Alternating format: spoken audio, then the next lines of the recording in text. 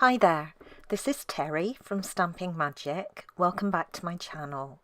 Today's project is this really sweet card box. I used the Pretty Kitty stamp set with some of our Gingham Gala Designer Series paper. The closure for the box is at the back. So you just unwind the baker's twine and then you can get to your cards. And I've sized this box to hold 4 cards comfortably together with their envelopes. So let's get started. I'm using my Simply Scored board for the scoring again today, so all the scoring measurements will be in inches only. Now I have a piece of Berry Burst cardstock here, cut to 11.5 inches by 7.5 inches. Now if you're in the States, you may want to reduce the 7.5 inch side to 7 inches. This card box has been sized to fit our European C6 envelopes, and the envelopes you have as your standard size in the States are quite a bit shorter than ours, hence adjusting the size. Now you want to position this cardstock with the long side across the top and then score down at 4.5 inches, 5.5 inches, 10 inches and 11 inches. Then turn your cardstock and just score down at 1 inch.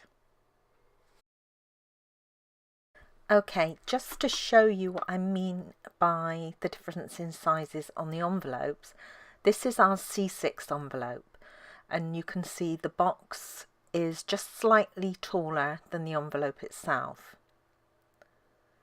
So the C6 envelopes measure 6 3/8 by 4.5, just under 4.5 inches actually. The US envelopes, the standard size is 5 3/4 by 4 3/8. So they're 5/8 of an inch shorter than our standard C6 envelopes. So if you don't adjust the height of the box, your cards and envelopes will sit lower down inside the box than what I'll show you here. So just adjust that 7.5 inch measurement to 7 inches. The lid for this box is created from a separate piece, and this measures 4.5 inches by 2 7/8 of an inch. You want to position it into your scoreboard with the short side across the top, and then score down at 1 3/8 and 2 3/8. There's just a little cutting to be done on the box. First of all, we want to remove this bottom corner section, and I'm going to slant cut both ends of the remaining side tab, and then we just want to separate the tabs along the bottom. So I'm going to cut away that corner section first and then notch the remaining side tab at the top and the bottom.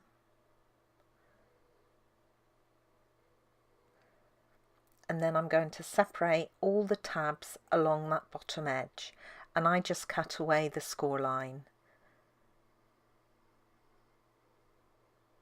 So I'm taking away a tiny slither of cardstock wherever there's a score line.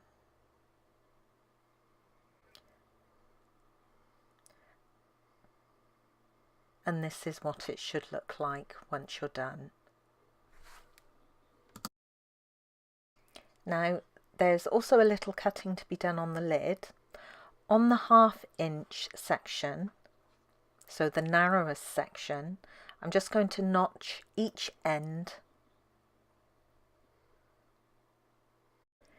Then before I shape the flap on the opposite end, I want to mark the position for the brad. Now this is 4.5 inches wide, so I'm going to make a pencil mark at 2 1/4 inches along and approximately 1/2 inch from that edge. I'm going to use the gift bag punch board to shape this flap, but if you haven't got this board, You can either just round the corners, or alternatively, if you mark, say, about 1/4 of an inch in from each side, you can then slant cut them just to give the flap a little bit of shape. So I'm lining up the edge with the start line and just punching, and that will punch out the shape. And I'm doing that on each side. Earlier we made a pencil mark on the lid for the first brad. Now we need to make another mark on the back of the box for the second brad.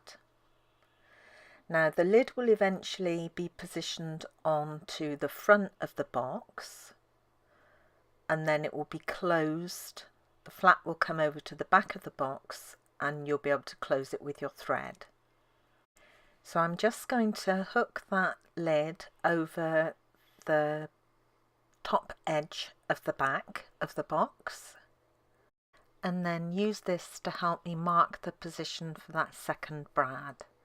And it needs to be about 1 inch further down than the one on the lid. You can then go ahead and fold on all the scored lines and then reinforce them with your bone folder.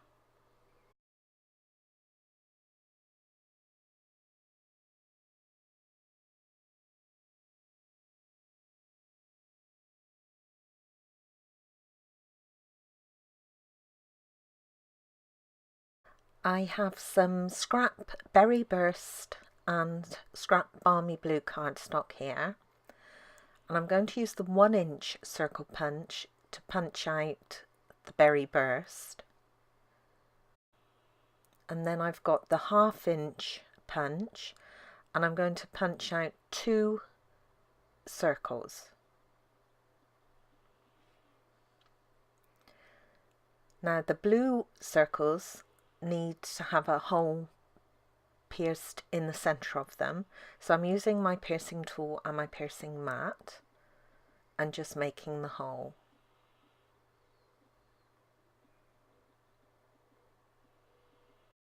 And I can also pierce the hole that I marked in the lid and also in the back of the box. I'm going to use our basic brads, and I'm going to use the white ones, the smallest size. You want to push the brad through the blue circles and then into the hole, first on the lid and then the back of the box.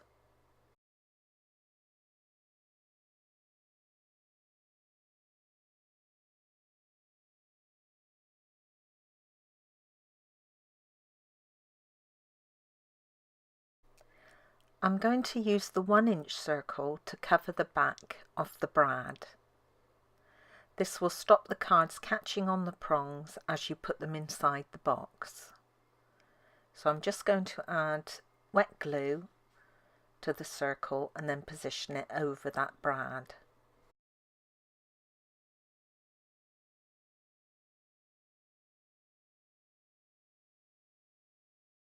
I'm now going to attach the lid to the front of the box. So the glue goes on that 1/2 inch section.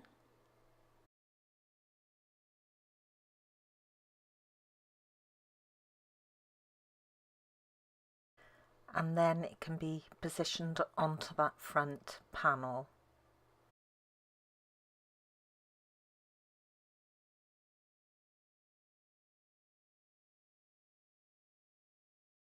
I'm now going to decorate the front of the box.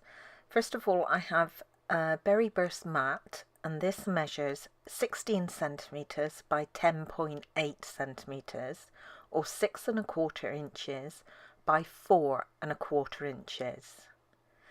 Now, if you reduced the height of your box right at the start, if you reduced it to 7 inches, you also need to reduce the size of this mat. So instead of being 6 1/4 inches, it will need to be 5 3/4. Now I'm going to emboss the mat using the Swirls and Curls folder, but my panel is longer than the folder, so I'm going to have to do this in two parts. So I'll emboss 3/4 of it first of all, and then I'll do the end piece afterwards. If you reduce the size of your box at the beginning, then you might be able to fit this into the folder and do it in one go. Now with this folder I also use wax paper, so I put it on top of my cardstock and inside the folder, and this just helps reduce the cracking. It's the normal embossing sandwich for your big shot, so your platform and then an acrylic plate, and then you want your embossing folder with the cardstock inside. So I'm just placing my cardstock and then I'll add the wax paper on top, and I reuse this wax paper numerous times, basically until it falls apart. Then you want another acrylic plate on top and you can run that through. Now I'm positioning the bottom edge of my plate just above the, where the embossing folder ends, so where the pattern on the folder ends, and I'm just running that through. Okay, so most of the card panel has been embossed. I just now want to do that bottom section.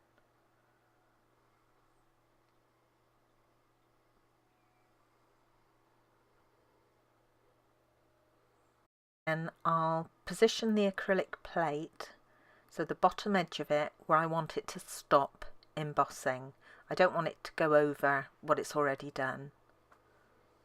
And then I can send that through.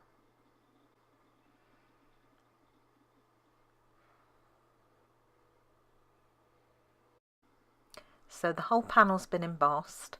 The section where the two parts joined, if you like, is a bit odd, but that's going to be covered with my decorative panel, so I'm not worried. Okay, so for the rest of the decorating, I have a balmy blue panel that measures 10.8 centimetres by 7.9 centimetres, which is 4¼ inches by 3 1/8 of an inch. And then my Gingham Gala Designer Series paper measures 10.8 centimetres by 7.5 centimetres, which again is 4¼ inches by 3 inches. Then I have another balmy blue panel and my stamped and coloured image panel. Now all of this was stamped using Memento Tuxedo Black, and I coloured it using the stamping blends, apart from the berry burst elements where I used a blender pen with the ink pad. So that's the bows and some of the darker flowers. Now the balmy blue panel measures 10.8 centimetres by 5.4 centimetres, which is 4¼ inches by 2 1/8 of an inch. And then the white image panel measures 10.8 centimetres by 5 centimetres, which is 4¼ inches by 2 inches. So all these panels are the same width. You've just got a border of the card showing at the top and the bottom when you layer them together.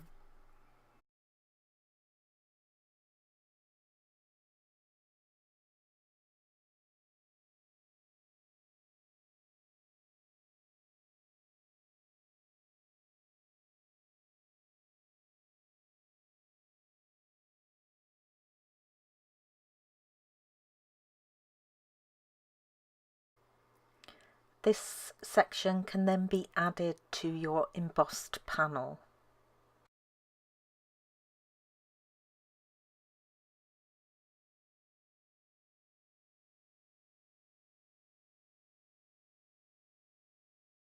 And now this whole piece can be added to the front of the box.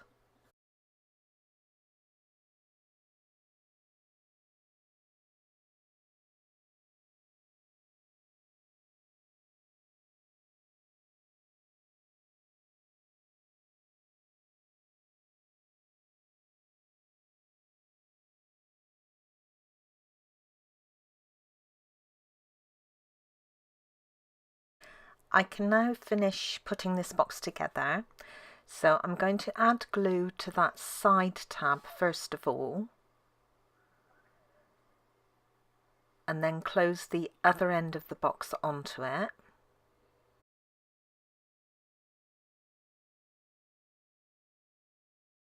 And then I can do the base of the box. Now all you need to remember is that the front tab folds in last. So the back tab you want to fold in first of all, and then you want to add glue to the remaining 3 tabs. So I'm going to fold the sides in next, and then finally that front tab. And this leaves a nice clean edge on the front of your box. For the closure itself, I have a length of silver and white baker's twine, but I don't want the silver thread that runs through it, so I'm just going to pull that out. And this is 18 centimeters or approximately 7 inches. And before I close my box, I'm going to add my cards and envelopes. So I've got 4 envelopes, and then these are the cards that I created.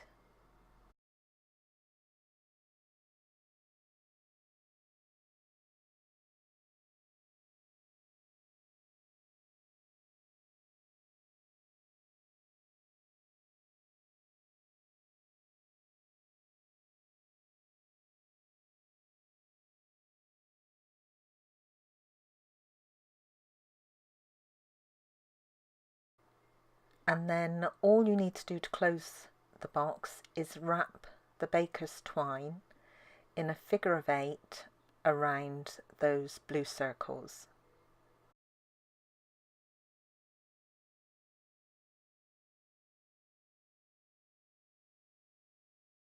And there we have it, the box is complete.